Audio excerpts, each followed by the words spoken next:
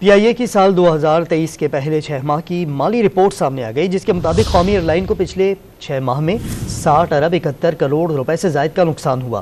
مزید جانتے ہیں ڈان نیوز کے نمائندے سید وسیم سے۔ وسیم، بتائے گا رپورٹ سے کیا پتہ چلتا ہے؟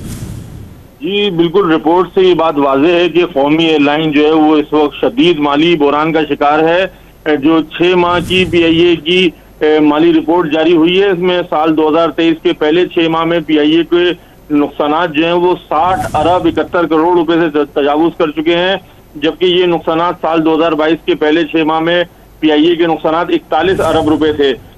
اس کے ساتھ ہی ساتھ جو سال 2022 کے پہلے 6 ماہ میں ایکسچینج کے نقصانات تھے وہ 13.85 ارب روپے تھے، جبکہ یہ سال 2023 کے پہلے 6 ماہ میں فیول اور آئل کی مد میں 48.34 ارب روپے کے جو ہے وہ خرچ ہوئے، جبکہ سال 2022 میں فیول اور آئل کی مد میں 30.78 ارب روپے خرچ ہوئے تھے۔